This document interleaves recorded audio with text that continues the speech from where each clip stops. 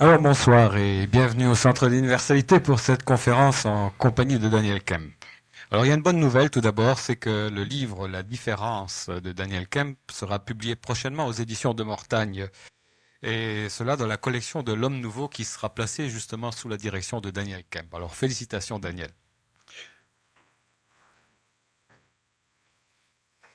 Je vous rappelle le spécial de la soirée. Si vous achetez ce soir le billet pour la prochaine conférence de Daniel, vous recevrez gratuitement une cassette de l'une des conférences de Daniel que vous choisirez. La prochaine conférence de Daniel aura lieu vendredi prochain à 20 heures et aura pour titre Comment survivre à la mort. Mercredi prochain, il y aura un mini-séminaire sur l'organisation donné par Daniel. Ce mini-séminaire est gratuit pour les personnes intéressées et il débute à 19h30. Les personnes qui veulent y participer doivent réserver à l'avance. Pour cela, il faut voir Mario Gosselin. Donc, on accueille maintenant celui que Roger Drolette a surnommé le précurseur public de l'homme nouveau, Monsieur Daniel Kemp.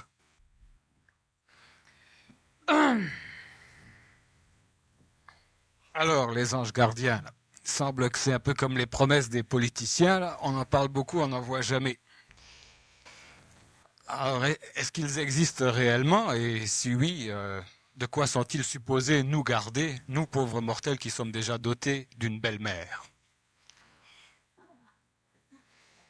En tout cas, mon ange gardien, je sais que je peux le toucher. Bon, mais je l'évite. Alors, ce concept judéo-chrétien de l'ange gardien, là, en 1986, ça donne quoi? La pensée, qu'est-ce que c'est? La pensée, on en entend parler souvent, hein, mais on ne la voit jamais. Le vent aussi. Le vent aussi. Alors, les anges gardiens, c'est un peu la même chose. Ce n'est pas parce qu'on en entend parler et qu'on n'en voit pas qu'effectivement, ça veut dire que ça n'existe pas. Les personnes, que lorsqu'ils sont vivantes, ils entendent souvent parler de la mort. C'est pas? Ça existe quand même. Et celui qui est mort, ben, c'est lui qui l'expérimente. Celui qui est vivant, il n'expérimente pas la mort. Alors, il faut faire attention avec certaines choses qui peuvent à un moment donné nous puer au nez ou nous paraître très suspects, comme lorsque l'on parle du concept de Dieu, lorsque l'on parle du concept de Lucifer ou du concept de la création du monde. C'est judéo-chrétien aussi, la Genèse. Ben, il a bien fallu qu'il existe quelque chose à un moment donné ou qu'il y ait une apparition de l'homme. Est-ce que l'homme descend du singe? Est-ce que le singe descend de l'arbre? Ça reste à voir.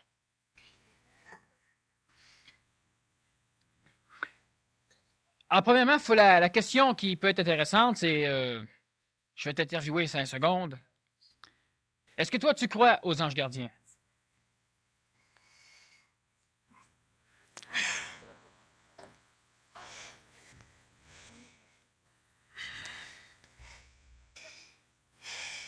Chance, c'est Moi, moi qui suis en j'en ai ma conférence. définition. En tout cas, j'en ai ma définition. Je suis forcé d'admettre qu'il y a en arrière-plan quelque chose qui veille au grain, en quelque sorte. Je vais dire oui. Bon, c'est un oui ajusté. Je veux dire que on est beaucoup intéressé au mystère, au miracle, etc. Mais si vous voulez en voir un de mystère, vous avez juste à me regarder. Ça fait 28 ans que je suis condamné par la médecine et je suis toujours là pour leur faire des pieds de nez. Voyez-vous? Donc, il faut croire qu'il y a quelque chose, une force qui veille au grain, comme je dis. Exactement. Bon. Donc, il y a des anges gardiens autres que les belles-mères. Heureusement pour nous. Le terme ange gardien, évidemment, est un terme qui, dans une étape particulière de la conscientisation, est un terme qui répulse, qui fait un peu peur, ou simplement qui finit par nous donner l'impression que si on accrédite ce terme, on se laisse encore charrier par des mécanismes illusoires d'un concept d'évolution créé par une religion ou par des archétypes religieux pour permettre à certaines personnalités, à certaines autorités humaines et terrestres, d'avoir une mainmise sur la collectivité. Qu'est-ce que vient foutre un ange gardien lorsqu'un enfant meurt noyé à 5 ans, lorsque la glace sur la rivière machin chouette brise sous ses pas? Quand intervient un ange gardien lorsqu'une personne est malade et en meurt, ou un autre peut être atteint de maladie et ne pas en mourir? Alors évidemment, l'idée d'ange gardien telle qu'il a été enseigné amène une idée bafouée, c'est-à-dire qu'on finit par rechercher l'ange gardien. On va même aller jusqu'à prétendre que les ivrognes ont un Dieu. Alors pourquoi les personnes qui ne sont pas ivrognes ont-ils des accidents, se blessent-ils lorsqu'ils tombent, et une personne qui est chaude, lorsqu'elle tombe, elle ne se blesse pas? Alors l'idée de l'ange gardien, premièrement l'idée même des anges, de toute la hiérarchie angélique amenée par la tradition chrétienne. Sous d'autres terminologies, on parle des anges dans toutes les religions. Et on parle aussi des anges dans certaines écoles traditionnelles et dans l'ésotérisme. Alors, qu'est-ce que moi je vais foutre avec des anges? Au niveau supramental, au niveau cosmique, si l'on regarde le concept de l'ange et le concept de l'ange gardien tel que présenté par les enseignements antiques, les enseignements du passé, les enseignements traditionnels, je peux, sur un certain plateau, donc à partir d'un certain point de vue qui n'est pas inhérent à l'Antiquité, percevoir ce que l'humain essaie de conceptualiser lorsqu'il parle d'ange et lorsqu'il parle d'ange gardien. Je ne choisis pas mes titres, on me les choisit. Et lorsque j'ai vu le titre « Avez-vous un ange gardien ?», ça m'a placé dans un état similaire à l'état de François tout à l'heure. Est-ce que moi, je me promène avec un ou deux ou trois entités qui m'entourent régulièrement, et lorsque je viens pour prendre mon verre, si je vis à côté, ils tassent ma main pour que je le prenne? On a souvent eu cet enseignement de l'ange gardien. Celui qui, dans ma conscience, venait me dire « fais ceci », pour lutter contre un ange déchu, démon, qui me disait « fais cela ». Alors si on veut parler de l'ange gardien à ce niveau, il faudra aller rencontrer d'autres personnages. Moi, je ne parle pas de ces illusions d'ange gardien. L'ange gardien ne protège pas l'homme. Alors quand François a commencé, de quoi nous garde-t-il? Il sous-entendait de quoi nous protège-t-il? L'ange gardien garde. Mais il n'est pas là pour protéger l'homme. Alors évidemment, ne cherchez pas dans les livres ce que je vous dis, parce que ça n'a jamais été écrit, ça n'a jamais été su par l'humain. L'ange gardien garde. Alors il y a différents niveaux, il y a différents paliers d'involution ou d'évolution, dépendant du point de vue où on est placé, pour voir apparaître l'expression angélique de certaines formes conservatrices de mémoire des gardiens. Ils gardent.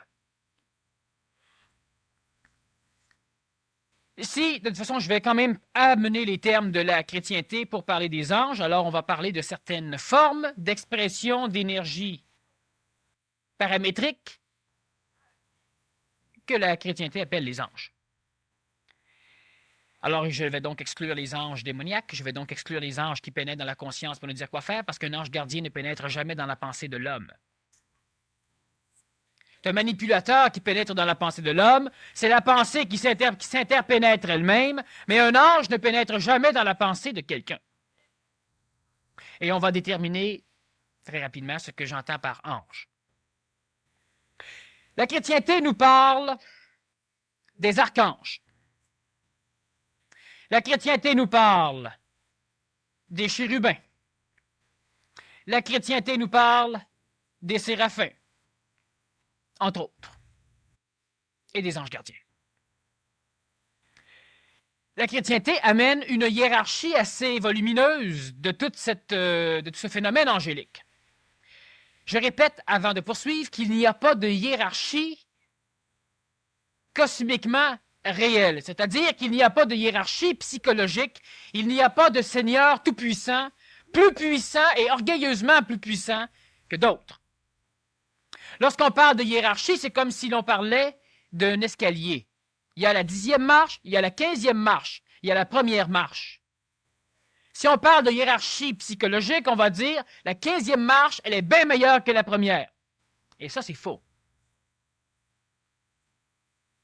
Il faut bien comprendre l'idée que l'archange n'est pas supérieur cosmiquement à l'homme. L'archange a des affinités. L'archange ou les séraphins, par exemple, ont des possibilités que l'humain terrestrifié n'a pas. Mais le séraphin n'est pas un être à adorer. D'ailleurs, Dieu non plus n'est pas un être à adorer, à recouvrir d'or.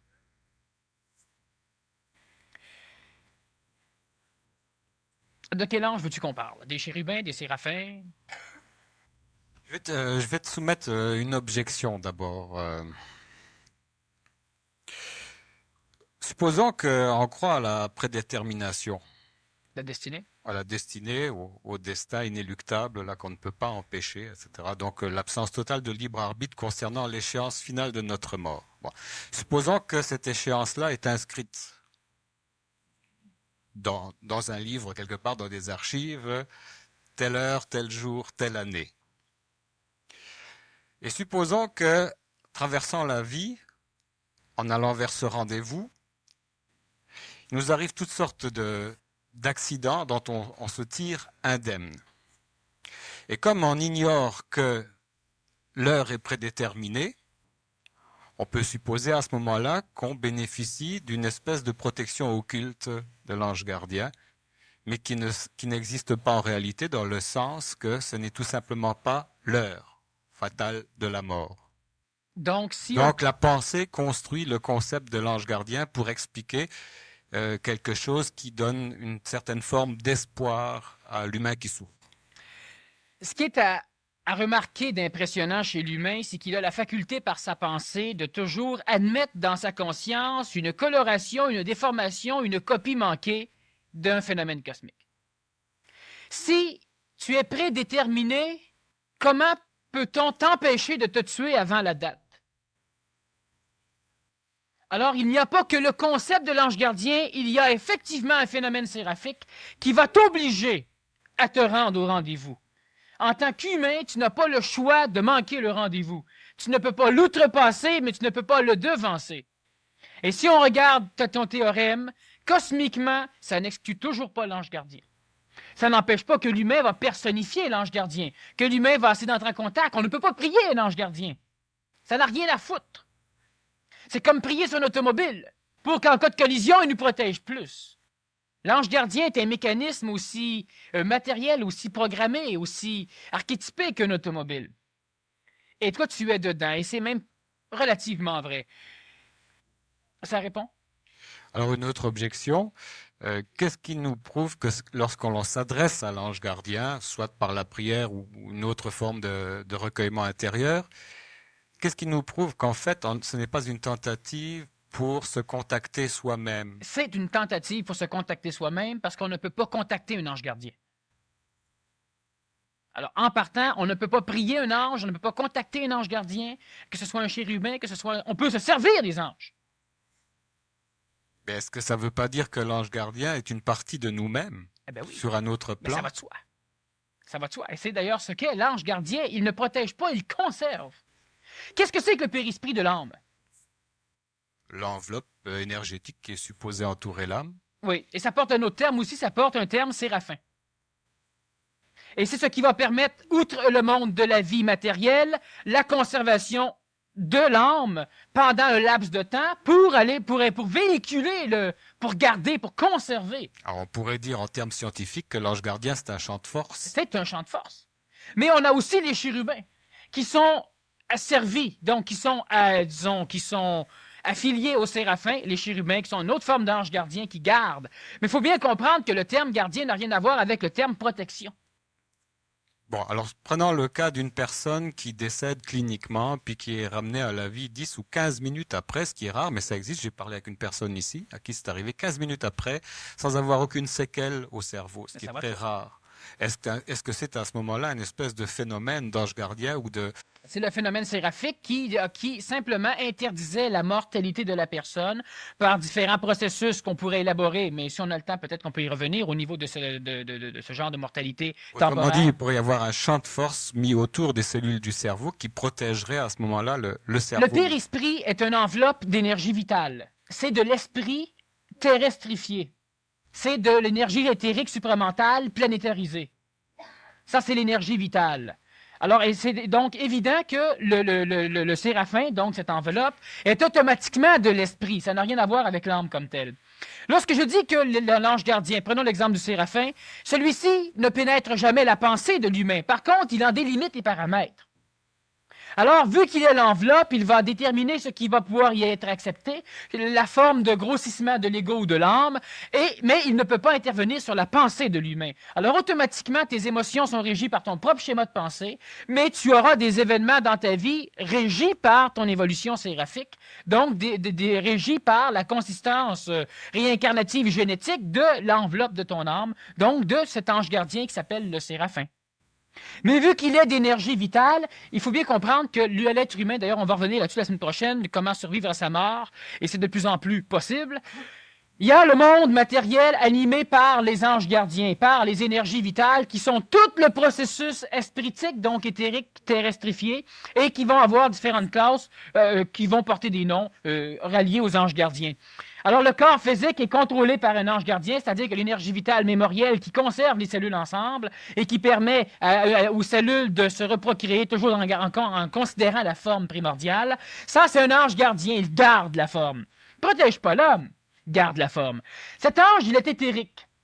Le chérubin, bon, on va revenir. Cet ange, il est éthérique. Et cet éther, lorsque l'individu meurt de son corps physique, il n'est pas mort.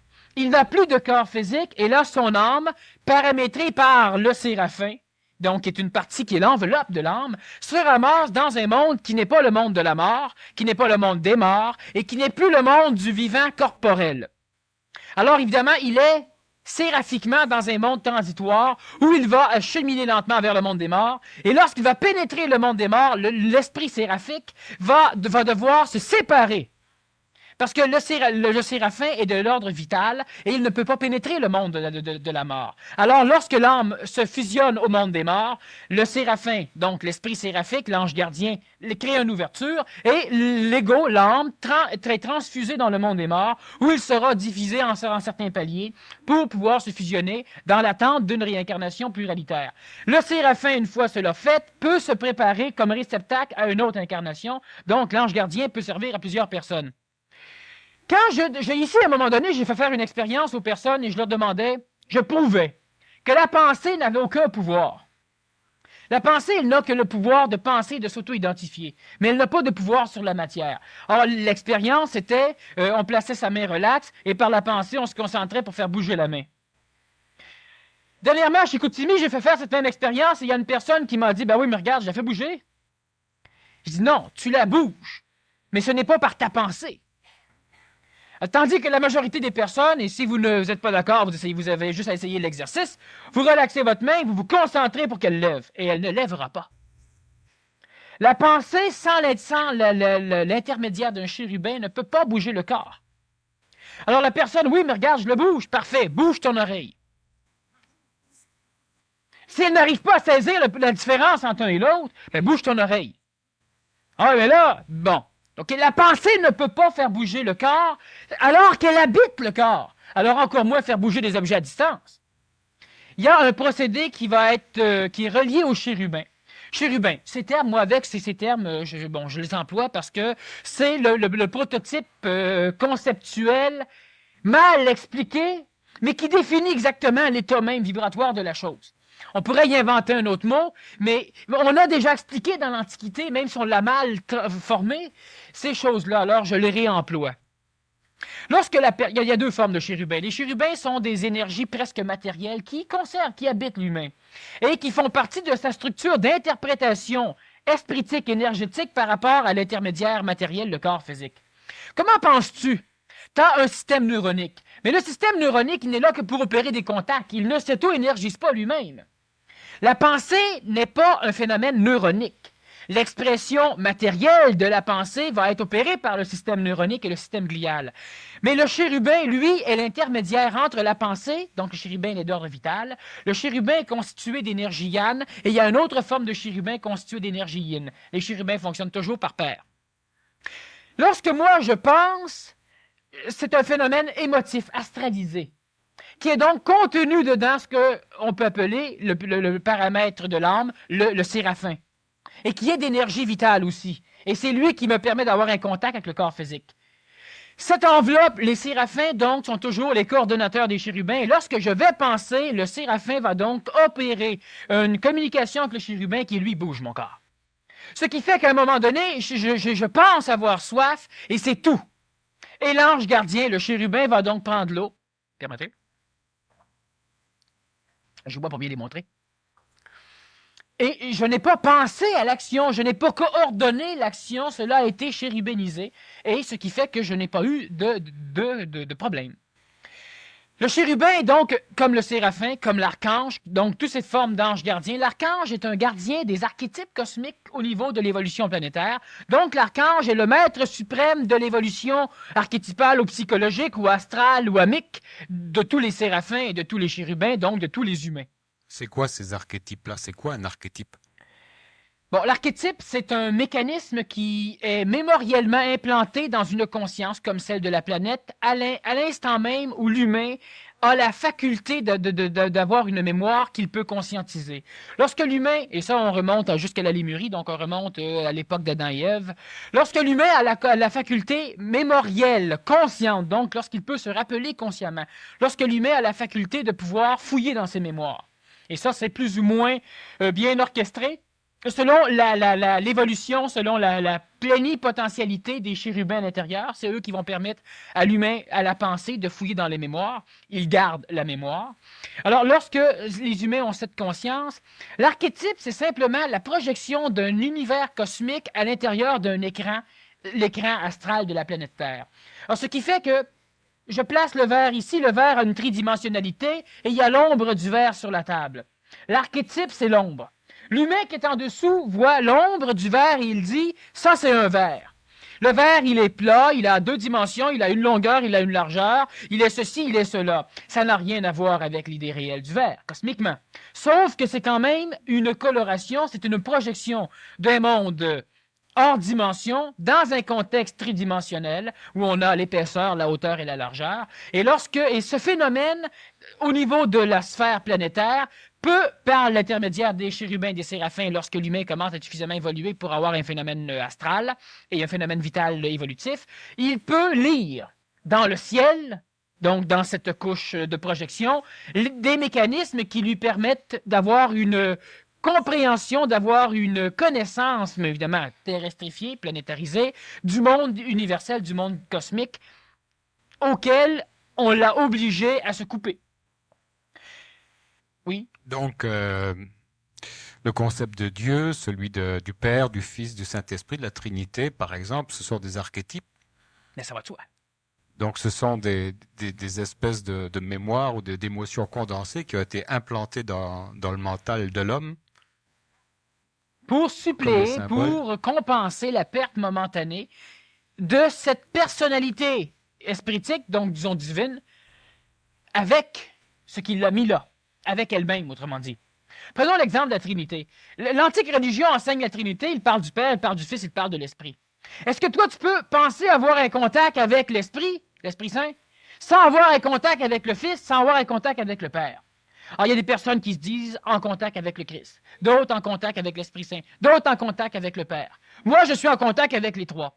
Et si toi, tu as un contact avec l'Esprit Saint qui peut aussi faire intermédiaire d'énergie supramentale, l'esprit pur, donc non coloré par l'événement planétaire, alors automatiquement, Trinité veut dire triunité, alors il y a 3 mécanismes qui s'expriment en même temps, et s'exprimant en même temps, ils existent.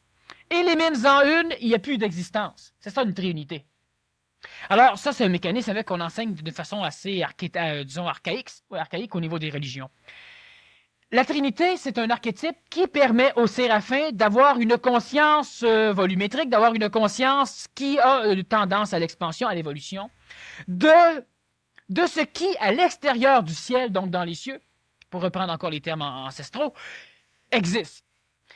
Les anges gardiens, ils gardent. Toi, tu décides de faire certaines choses, et ça, c'est paramétré par l'expérience que tu as pu reconnaître, l'expérience que tu as pu enregistrer, et au niveau chérubique, c'est-à-dire au niveau des chérubins, selon ce qui, dans cette expérience, pourra refouler à ta conscience mémorielle, tu auras tel désir ou telle chose. Maintenant, la pensée ne connaît pas d'interférence au niveau des anges gardiens. La pensée ne va connaître d'interférence qu'au niveau de la pensée extérieure. Alors, on parle donc des manipulations astrales, des manipulations de la conscience collective, mais on ne peut pas parler d'anges gardiens. Il y a évidemment des mécanismes expressifs, donc d'expression, encore une copie chez l'homme. L'homme, quand j'explique souvent que il y a la réalité, il y a la coloration de la réalité qui est la vérité, il y a la coloration de la vérité qui est le mensonge, il y a la coloration du mensonge qui est le mal. Alors, c'est un mécanisme qui s'en va comme ça, dégradant. L'humain, dans son enveloppe séraphique, ou donc dans son âme, voit une coloration, disons, une dimension de mon verre d'eau. Alors, il peut lui aussi créer l'ange gardien qui, dans sa conscience, vient lui dire la bonne morale, les bonnes choses à faire. Mais cet ange gardien n'a rien à voir avec la conscience cosmique de l'ange gardien parce qu'il devient un ange protecteur. Tandis que l'ange gardien vital, éthérique ou espritique, au niveau matériel, qui a une tridimensionnalité si on le compare au verre, il est là pour garder. Il est là pour garder ceci. Toi, tu as une conscience biologique qui t'est donnée par ta génétique. Tu as donc un cerveau particulier, un système endocrinien particulier, tu auras des problèmes pathologiques selon ta lignée familiale, et les chérubins sont là pour conserver cette forme. Alors, automatiquement, tu auras une expérience relative à cette forme. Si tu n'as pas de jambes, tu ne seras pas un coureur olympique. Et les chérubins vont veiller à ce que ça n'arrive pas. Alors, donc, ils sont gardiens d'un patrimoine, et ils sont gardiens aussi de cette destinée. Ils empêchent donc le libre arbitre humain. Ils gardent. Ils ne sont pas là pour protéger. Ils sont là pour que s'accomplisse ce qui doit s'accomplir. Conserver. Oui, ce sont des conservateurs, donc des gardiens. Bon. Si l'ange gardien est une enveloppe d'énergie vitale, une espèce de champ de force électromagnétique qui garde la forme vitale, qui garde le corps en vie, tout simplement, lorsque les Égyptiens dans leur tentative de momification, faisaient avec l'aide d'incantations et toutes sortes de procédés occultes, tenter de conserver cet esprit ou cette énergie vitale, cette âme en quelque sorte, près du mort. Est-ce qu'ils supposaient qu'il y aurait peut-être une tentative par la suite de réincorporer cette âme dans un corps, un peu peut-être comme avec le vaudou? Est-ce que le vaudou, par exemple, c'est une manipulation de l'énergie vitale de l'ange gardien? C'est une drôle de question, mais on en vient à ça. Oui, mais comme je disais tout à l'heure, c'est que l'homme peut manipuler les anges gardiens. Les anges gardiens sont là pour servir Dieu. Donc, ils sont là pour servir l'homme. Mais évidemment, tant que l'homme se croit médiocre, l'homme essaie de servir les anges gardiens. Alors, ça crée une espèce de contexte tout à fait débile. Bon, au niveau du vaudou et au niveau de nos pharaons. Lorsque une personne meurt, le corps physique doit perdre sa forme. Lorsque le corps physique perd sa forme, c'est qu'il perd la mémoire de sa forme, donc il pourrit. Lorsqu'il perd sa forme, c'est que la vie l'a quitté. Les premiers paliers de vie qui permettent l'animation matérielle sont les paliers reliés aux chérubins. Le fait de momifier un corps oblige automatiquement le corps à conserver sa forme, ce qui fait que, théoriquement, à cette époque, on parle de l'époque des pharaons, théoriquement, à cette époque, conservant la forme mémorielle corporelle, on obligeait les chérubins à persévérer l'habitat du corps, et les chérubins ont une connotation vibratoire très proche du séraphin, donc de l'âme, du mort, ce qui obligeait automatiquement le mort à ne pas pénétrer le monde des morts et à rester entre le monde, donc il flottait au-dessus du monde de la matière vivante, sans pénétrer le monde des morts, donc le pharaon devenait immortel. Maintenant, est-ce qu'ils pensaient à cette époque pouvoir un jour avoir un autre corps physique, expulser l'âme, donc les séraphins et les chérubins, de ce corps physique, conserver le corps physique suffisamment vivant, disons 15 minutes, et aller chercher les séraphins et les chérubins de la momie pour les faire réintégrer ce corps, de façon à ce que est-ce que le pharaon puisse revenir vitalement dans un corps. Bon, les pharaons n'avaient pas cette idée, par contre les Tibétains avaient cette idée. Et les Tibétains ont même déjà réussi à faire ce processus, à obliger un Dalai Lama à se réincarner, et ils l'ont fait plusieurs fois. Maintenant, ce qui arrive, c'est qu'au niveau, mais les Tibétains ne momifiaient pas. Non, et il ne fallait pas momifier. Lorsque tu momifies, pour que la forme soit conservée d'une façon style pétrifié, alors automatiquement, les chérubins de cette vie corporelle quittent le corps, ils vont être remplacés par des chérubins, par une molécule vitale qui est beaucoup plus d'ordre chimique que d'ordre organique. Alors, ça va être tous les constituants permettant la momification du corps.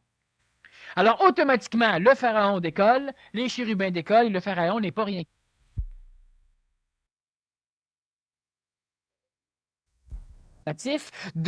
avec une conscience intégrale séraphique, comme va l'être la réincarnation de l'homme nouveau.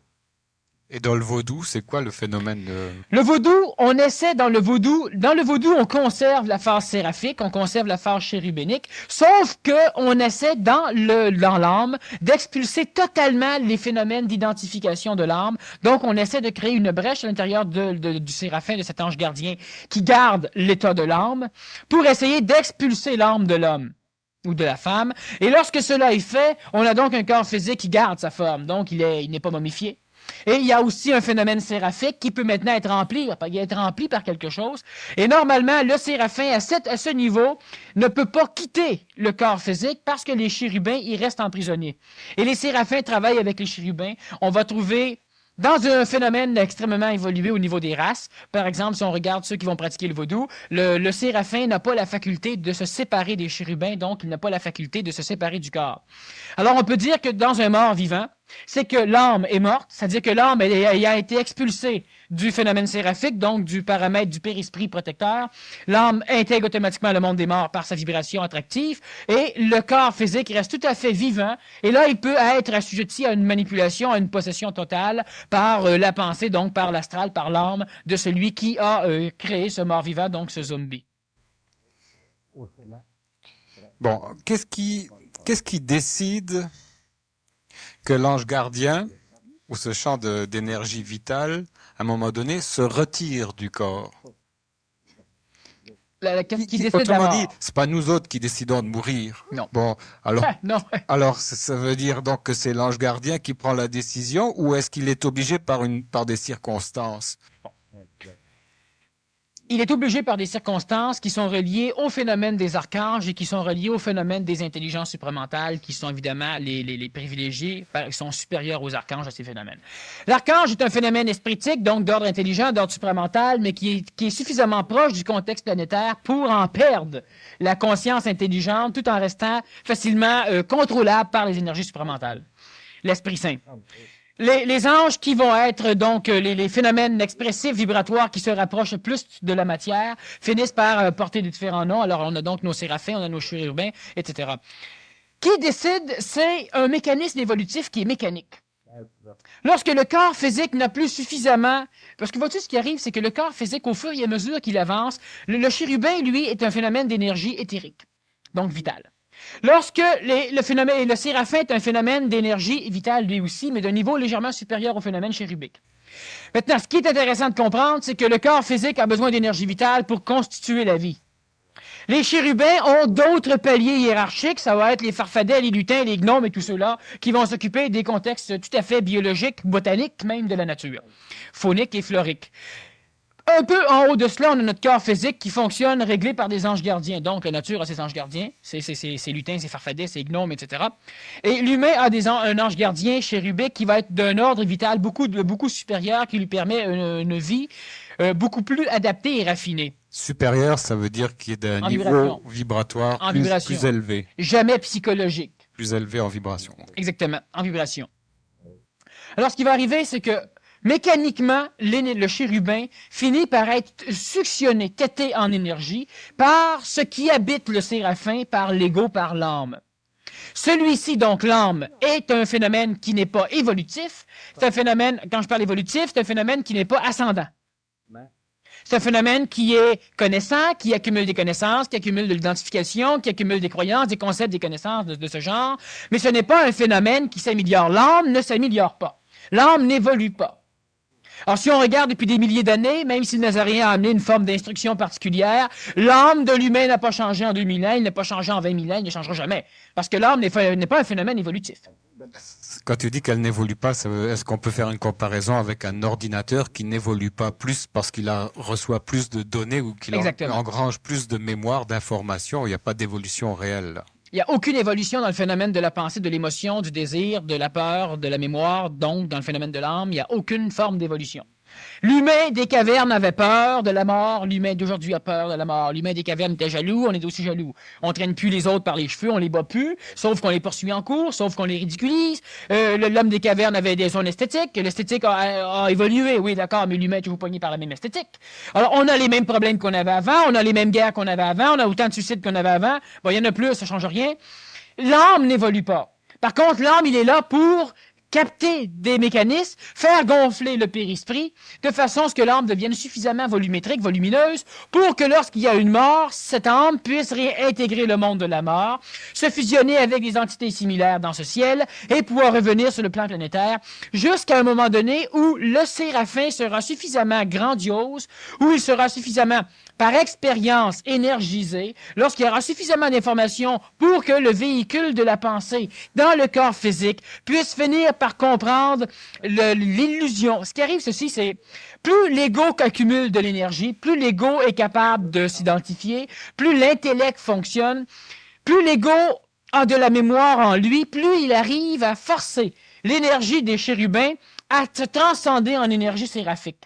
Alors, il crée l'intellect, il crée l'énergie mentale, qui est une énergie tout à fait séraphique, qui n'est pas de l'esprit supramental, qui n'est pas intelligent, mais qui est une forme espritique terrestrifiée, relativement colorée parce qu'elle est assujettie à l'ego. Lorsque cette énergie est suffisamment évoluée, alors automatiquement, le séraphin peut entrer en contact, non plus avec les archanges, c'est-à-dire non plus avec les plans archétypales qui promettaient l'évolution céleste de l'humain, mais maintenant peut entrer en contact avec l'esprit pur, ce qui fait qu'automatiquement, cette âme, cet ego, a donc une raison d'évoluer. Lorsque l'ego évolue, il a le choix de capter des énergies dans la tellurie et donc dans la solarie, soit des énergies solaires ou telluriques de notre planète, par son alimentation, par sa respiration, par son sommeil, par sa vie au soleil. Sauf que ce qui va arriver, c'est que l'ego s'identifiant tellement au corps vital et au corps mental, qu'il finit par se donner le privilège d'aller puiser dans les chérubins à l'énergie pour pouvoir dynamiser son séraphin, son âme. Alors, automatiquement, les chérubins, perdant de l'énergie, perdent la mémoire du corps physique, et ces anges gardiens de la mémoire corporelle, donc de l'éternité, n'ont plus la faculté réelle de pouvoir conserver la mémoire du corps physique. Alors, automatiquement, celui-ci commence à se dégrader, à se transformer, donc il vieillit. Lorsque le corps physique est suffisamment vieilli qu'il n'a plus la connotation affective de conserver le chérubin chez lui, alors il meurt. Alors, automatiquement, les mécanismes de l'après-mort biologique se poursuivent et contact avec le plan des morts et la seconde mort, celle que l'humain devra et que l'humain va de plus en plus apprendre à transcender.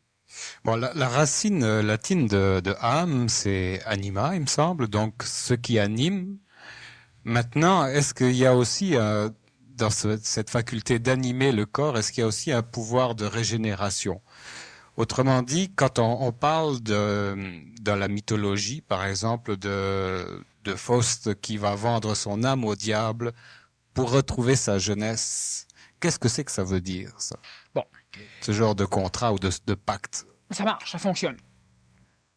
L'âme au diable. Premièrement, le diable n'a rien à voir avec les plans lucifériens. Donc, le diable, c'est un mécanisme qui essaie d'exprimer le plan relativement matériel de la vibration astrale. C'est l'enfer, au niveau du ciel. Bon. Lorsqu'une personne vend son âme au diable, cela veut dire qu'elle crée un contact, elle crée un pacte avec les énergies diaboliques, les énergies sataniques du plan bas de l'astral, et elle est d'accord l'ego accepte que toute l'énergie séraphique placée au niveau de son périsprit de l'âme, qui va donc à un moment donné pouvoir servir de véhicule morontiel ou de même de véhicule extragalactique, les transports séraphiques, elle accepte donc que toute cette énergie puisse maintenant redescendre soit en bas, dévié en quelque dévié sorte. vers le bas. Alors automatiquement, l'ego n'a plus la faculté nécessairement d'apprendre et de faire le travail évolutif, et ces énergies viennent donc nourrir les chérubins. Alors le corps redevient jeune automatiquement, sauf que ce qui va arriver, c'est que Pourquoi ça serait pas correct? c'est pas correct pour la simple Que raison. cette énergie soit déviée, qu'est-ce que ça fait? Bon, ça fait, moralement, on s'en fout. Moralement, Oui, c'est non, correct, ça n'a en rien à dehors de voir. la morale. Bon, au niveau cosmique. Au niveau cosmique, ce qui va arriver, c'est que regarde ceci. C'est que toi, présentement, tu as une maladie et tu es condamné par la médecine. Et le simple fait que de temps en temps, tu aies un contact avec l'énergie supramentale, donc avec l'énergie éthérique non colorée, l'énergie éthérique, l'énergie supramentale, l'énergie qui n'est pas terrestrifiée, elle est de même nature que l'énergie des chérubins, l'énergie des séraphins, c'est de l'énergie éthérique. Alors, dans l'ancienne étymologie, quand on parle de l'éthérique, on parle du corps vital. Si tu as un contact avec les plans supramentaux, automatiquement, la première chose qui va être nécessaire chez toi, ça va être d'empêcher ta mortalité biologique, si tu as la faculté potentielle d'arriver à transcender au moins la mort, la seconde mort, la mort, d'éviter le contact avec le plan des morts. Il y a comme une phase où il y a une retenue de la dégradation peut-être des cellules. Par les Ralentissement. éthériques qui, au lieu de muter ton cerveau, au lieu de te donner une connaissance, une vision claire, vont te permettre de ne pas mourir ou de ne pas être malade trop ou de pouvoir même guérir. Alors, pour l'instant, on arrange cela. Et tant que toi, tu restes en affinité, donc tant que toi, tu restes dans un chemin qui te permet ce contact, on va continuer à arranger cela. La journée que tu sors complètement, ben, automatiquement, la maladie réapparaît et voilà, c'est fait. Parce que l'éthérique supramental, c'est de l'éthérique. Et l'éthérique, c'est de l'énergie vitale. Celui qui rentre en contact avec son propre esprit, automatiquement, a la santé qu'il a besoin. Tandis que celui qui crée un pacte avec les plans inférieurs de l'âme, avec les plans inférieurs du ciel ou de l'astral ou du monde des morts, automatiquement, il s'exempte de ce contact avec lui-même, ce qui fait que cosmiquement, ça n'a aucun sens. Donc, le grand rêve de l'homme concernant l'immortalité, ce sera en quelque sorte de pouvoir retenir l'ange gardien, la fonction de l'ange gardien, de façon éternelle dans le corps. C'est ne pas retenir, mais d'obliger. Parce que l'homme évolutif, l'homme psychologique, cet homme-là, il est contenu dedans le séraphin. Et le séraphin, c'est un ange gardien. Il l'empêche de toucher d'autres anges, donc de se mélanger, d'être mélangé. Il est déjà collectif, parce que les séraphins sont tous régis par les mêmes archanges. Alors, ça crée une conscience collective au niveau d'évolution, mais ça crée quand même une conscience collective, apparemment individuelle, égocentrisée. Bon. Maintenant, ce qui va arriver, c'est que l'âme, l'ego dans le séraphin, lui, veut obliger les chérubins à rester dans le corps. Sauf que l'ego, lui, pour ne pas perdre de mémoire, a besoin de gonfler son séraphin. Donc, pour le gonfler, il doit accumuler de l'énergie vitale, et cette énergie vitale, il n'a pas l'intelligence de la prendre dans l'esprit, alors il la prend dans le chérubin. Donc, il se tue. Mais est-ce que ce n'est pas le rêve aussi des alchimistes ou leur quête dans la recherche du grand œuvre ou de l'élixir de jouvence, là, d'une perpétuelle jeunesse? Est-ce que ce n'est pas... On appelle ça jouvence. Ils n'ont jamais rien trouvé à jouvence. Jouvence, dans le sens de jouvenceau, jeunesse. Là. Je pensais. Mais est-ce qu'eux autres ne cherchent pas justement à travailler avec ces différents niveaux d'énergie vibratoire des corps, là, pour obliger ce qui maintient la vie à rester dans le corps? C'est que l'alchimiste, le vrai alchimiste, on ne parle pas des fumistes qui cherchaient de l'or. L'alchimiste, ce qu'il voulait faire, lui, c'est qu'il voulait, par des procédés matériels, arriver à la création par sa propre énergie éthérique. Donc, il devait faire le grand œuvre. Alors, il devait magnétiser, il devait mettre de sa propre vie. Donc, il devait mettre de son énergie chérubique, donc de son ange gardien vital, à l'intérieur d'un processus pour essayer de prendre une vibration d'ordre vital, mais minéral, par exemple. Comme on le voit Paracels ici, c'est ça. D'ordre minéral, et essayer de l'humaniser. Donc, de la rendre lumineuse par rapport à son état précédent. Et lorsqu'il aurait trouvé cela, il voulait l'absorber ou la maintenir près de lui, de façon à ce que l'énergie éthérique de ce phénomène matériel, que ce soit la rosée, que ce soit ces choses-là, il essayait de prendre une énergie presque minérale, de l'humaniser pour pouvoir l'absorber de façon à ce qu'elle vienne complémentariser le manque des chérubins.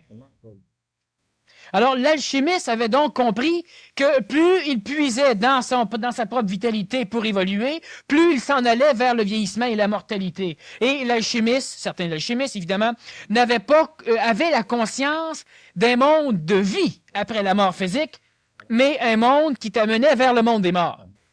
Alors, eux autres, donc, voulaient essayer d'avoir, ils ne comprenaient pas tout à fait la mécanique du globe éthérique et de tous ces phénomènes. Par contre, ils savaient que s'il étendait sa vitalité matérielle, il aurait peut-être la chance d'arriver à avoir suffisamment de vibrations au niveau de son mental pour arriver à une fusion avec son esprit, donc avec l'énergie supramentale. Alors, ce qui fait que l'alchimiste avait compris qu'il ne devait pas puiser dans sa propre vitalité pour évoluer, ce que la majorité de ce que tous les humains font, et il essayait de prendre un phénomène presque solaire, presque tellurique, proche de l'énergie des chérubins, de l'humaniser suffisamment pour qu'elle puisse s'intégrer à son corps physique.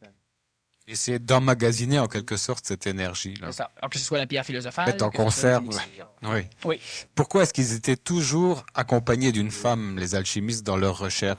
Pourquoi il y avait nécessairement une femme à côté d'eux? Il fallait. Pourquoi? Dans la sexualité de l'homme nouveau, on a suffisamment élaboré sur les mécanismes de prépolarisation, de polarisation potentielle, de polarisation actuelle de la femelle et de l'homme, du mâle. La femme, elle a un corps physique qui est récepteur. Il n'est pas vitalisé, il est récepteur. L'homme a un corps physique qui est donneur, on peut constater juste par l'anatomie. Vitalement, la femme, elle a un corps physique qui est donneur.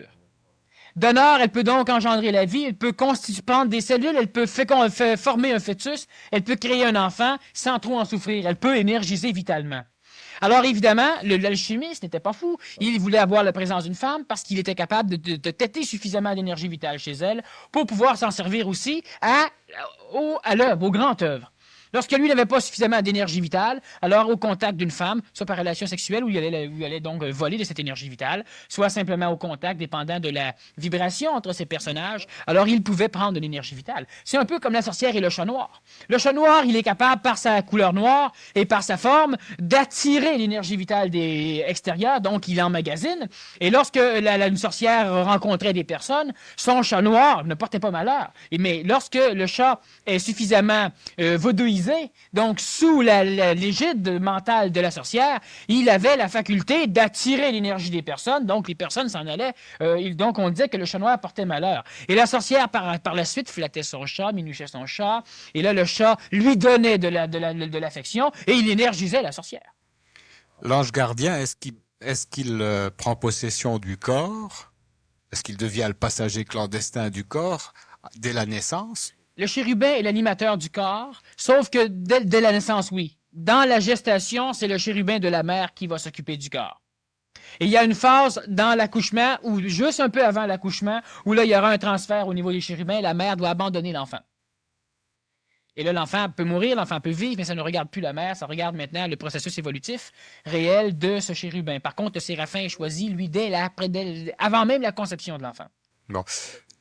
Le concept de l'immortalité aujourd'hui, vu d'un point de vue supramental, est-ce que c'est une utopie ou c'est quelque chose d'envisageable? Et si oui, quelle forme ça va prendre ou ça pourrait prendre? L'immortalité. Bon, premièrement, la semaine prochaine, on revient sur l'immortalité la plus potentiellement actualisable dans les personnes, par exemple, qui suivent les conférences. L'immortalité physique, elle est faisable par la fusion, par l'annexion au corps physique d'un double éthérique, d'un double lumineux terrestrifié. Alors donc, la personne doit avoir un chérubin, mais ce ne sera plus un chérubin, ce ne sera plus un ange gardien dans le sens chérubique. Ça va être un phénomène, un double espritique, mais qui n'est pas de l'ordre des anges gardiens, qui aura donc la faculté de vivre autant dans le monde supramental, donc au-delà des archanges, que dans le monde matériel, en delà des chérubins. Alors la personne, elle pourra avoir une matérialité biologique qui sera suffisamment lumineuse parce qu'elle sera éthérifiée par ce double éthérique.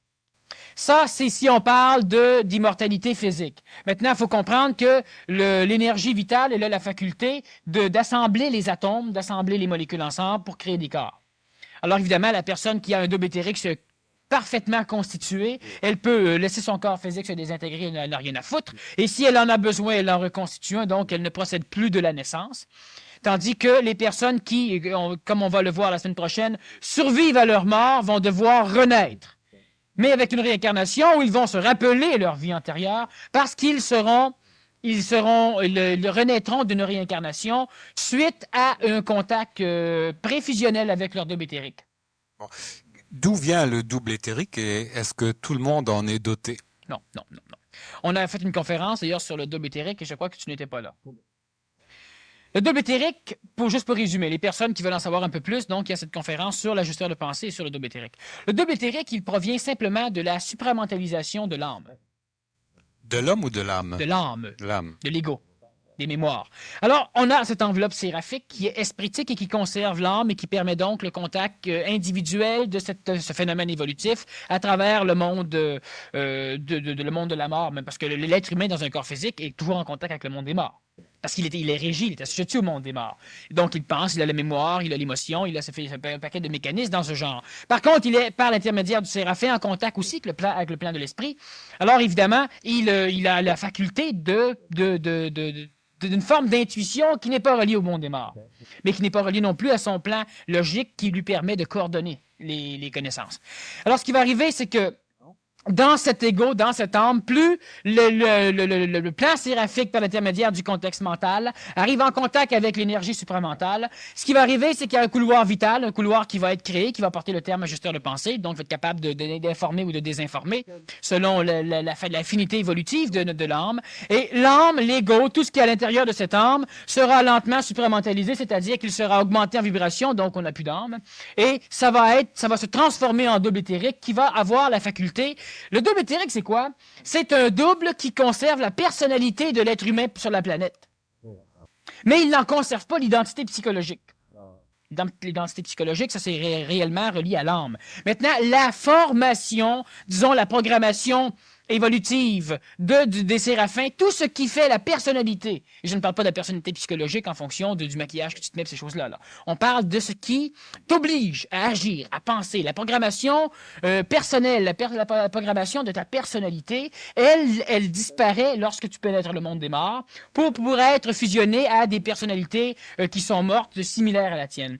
Le double éthérique, c'est une espèce de sarcophage dans lequel qui a exactement la forme de ta personnalité.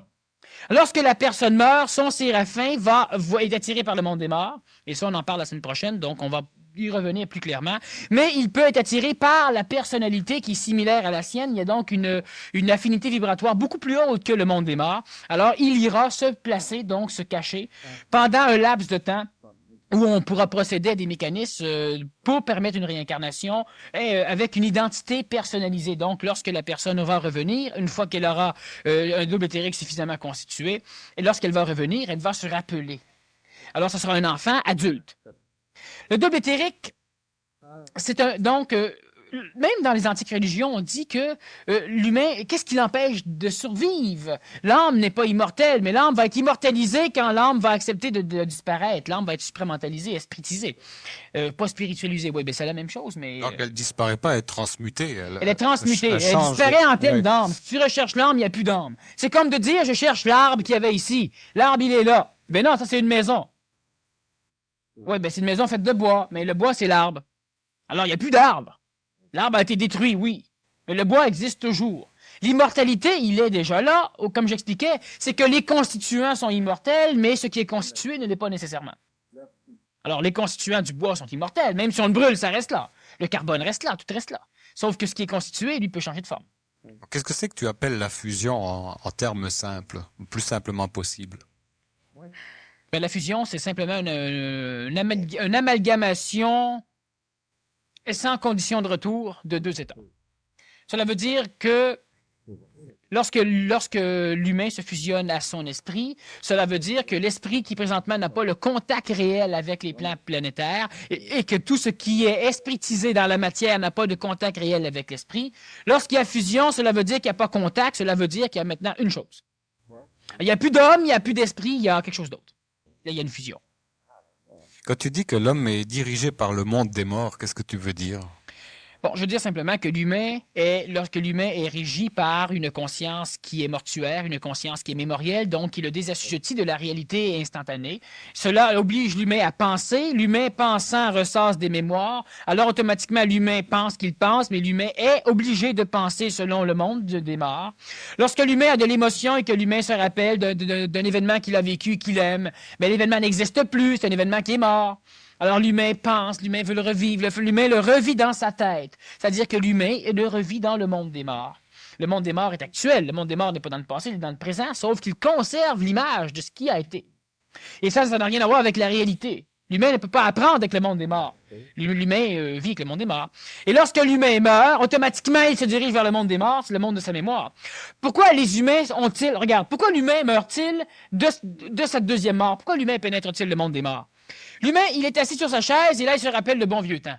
Ben, une fois qu'il n'y aura plus de corps physique, il va se diriger direct dans le bon vieux temps. Le monde des morts, le monde des mémoires, le monde où il voit ce qu'il a aimé, le monde où il voit ce qu'il a joui.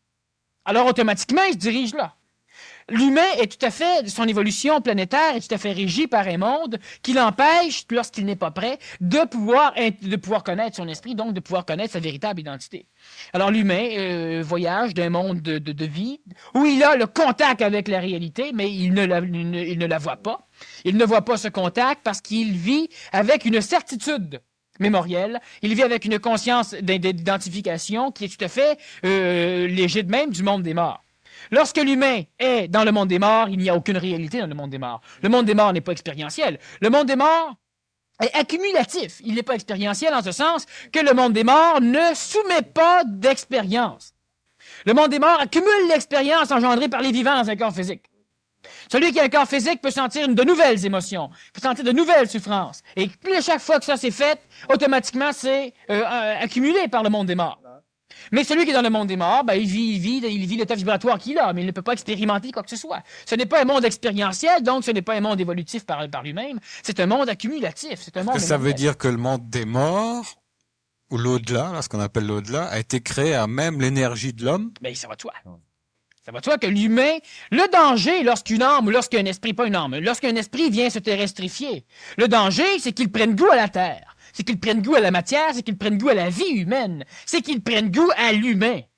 Et c'est ce qui est arrivé à tout le monde ici. À quoi il doit donc prendre goût si c'est pas à ça? Ben c'est ça, là, il prend goût à ça, évidemment, et automatiquement, il crée un monde où il se rappelle ses bons états, sa belle vie, les bons moments. Et ça, c'est le monde des morts qu'il est en train de constituer. Et lorsqu'il meurt, au lieu de retourner voir son esprit, ben non, il retourne dans le monde des morts, parce que là, vu qu'il n'y a plus de corps, ben au moins là, il y a la mémoire de ce qui s'est passé. Alors il va sur une voie de garage. Il va sur une voie de garage, il est stationné là, puis à un moment donné, on le rembarque, puis il recommence. C'est intéressant, ça a beaucoup de bon sens, hein, en tout cas. C'est quoi l'explication de tout ça? À quoi ça sert tout ça? Ouais. Bon, ça sert à une chose. Ça sert simplement à permettre Dieu ou l'esprit est quelque chose qui est actuel, mais qui doit être expérimenté. C'est ça qui est chiant pour l'humain. Alors Dieu, c'est présent, c'est là, c'est partout, c'est dans le micro ici, là. Vous voyez, là, je le fais pour qu'on le sache à cassette. Bon. C'est présent, c'est partout. Sauf que l'humain doit l'expérimenter. C'est expérientiel pour l'homme, même si c'est actuel cosmiquement. C'est ça qui est problématique. C'est existentiel et expérientiel, ces mécanismes énergétiques. Pourquoi? Simplement pour ceci, c'est que les énergies, lorsqu'elles involuent, s'oublient. Et s'oubliant cosmiquement, ils s'identifient à eux, créant une séparation entre ce qu'ils ont toujours été. C'est comme si ma main s'éloigne trop de moi, elle finit par m'oublier. Et là, elle se crée un monde, elle se crée une vie, elle se crée tout un phénomène, et ça, c'est l'homme sur la planète Terre. Alors, lorsque la main se croit trop merveilleusement parfaite, ben, il se trouve qu'il y a des mécanismes mécaniques qui font que le constituant de la main meurt. Alors, le corps physique meurt, puis là, tu te ramasses dans le monde des morts. Et là, quand tu reviens, tu te rappelles pas de qui t'as été, t'as pas d'ego, t'as pas d'identification, t'es roi, t'es plus roi, ce qui fait que tu repars. Et ça crée de l'évolution à l'échelle de la planète pour permettre à un moment donné à ce mécanisme planétaire de pouvoir entrer en contact matériellement avec l'esprit sans obliger l'esprit à devenir matière, parce que si l'esprit devient matière, l'esprit n'est plus esprit, elle s'oublie. Et là, on recommence ce qu'on appelle la décadence ou quand on parle de l'esprit déchu ou de l'homme déchu. La chute, c'est ça. La chute. Okay. On recommence la chute. Alors, l'humain a accepté. Vous autres, là, ici présents, vous avez tous accepté, vous ne savez pas ça, vous avez oublié ça, de devenir tout à fait débile, de devenir tout à fait humain. Et ça, c'est extrêmement génial et grandiose. Il n'y a pas beaucoup de phénomènes espritiques dans l'univers qui ont accepté ça. L'humain a accepté d'être déchu pour servir d'expérience matérielle au reste de son esprit. Alors l'humain, même si on l'a instruit qu'il était médiocre, c'était pour vous forcer à rester sur la planète. Maintenant que vous êtes bien pogné sur la planète avec le monde des morts qui est suffisamment volumétrique pour pouvoir gober tous ceux qui meurent de leur corps physique, ben là maintenant, là, il y a l'esprit de l'autre côté du monde des morts, et l'humain, il est ici, et l'humain a suffisamment d'énergie pour maintenant conscientiser le fait que s'il n'a plus de corps physique, il doit avoir un guide, un phare, une lumière quelque part, qui va lui permettre de contourner le monde des morts, en instance de revenir par le monde des morts, par exemple, revenir dans son corps physique, finaliser son dôme éthérique. À quoi ça sert tout ça? Ça sert simplement à ceci, c'est que l'esprit, par l'intermédiaire de l'homme, donc Dieu ou les forces créatrices, la création, par l'intermédiaire de l'homme, va être capable d'avoir un contact avec l'atomicité de la matière, donc le plan le plus inférieur dans la vibration de l'esprit, la matière, tout en restant tout à fait lucide cosmiquement de tout ce qui doit être fait. Ce qui va permettre maintenant la résorption de la création. On est un petit peu en quelque sorte comme des grands voyageurs exilés de notre Nous, on est les terre sacrifiés qui natale. se sont sacrifiés et qui avons accepté d'aller visiter les plans les plus éloignés de la création, de façon à permettre à ce qu'il y a de plus supérieur dans la création d'avoir un intermédiaire entre la matière et eux, l'homme. Et le fruit de tout cela, alors c'est la conscience. Le fruit de tout cela pour l'homme. L'esprit conscient dans la matière. Oui, on parle pas du plan cosmique. On parle pour l'homme, c'est d'avoir un esprit dans la matière, sans que l'esprit ne devienne matière. Mais ça, est-ce que c'est dans le but de spiritualiser la matière, de l'amener aussi à un niveau plus élevé, Exactement, c'est dans le but de détruire la matière. Autrement dit, c'est De diviniser, une de grande, instrumentaliser, oui, c'est ça. une grande descente pour une grande remontée.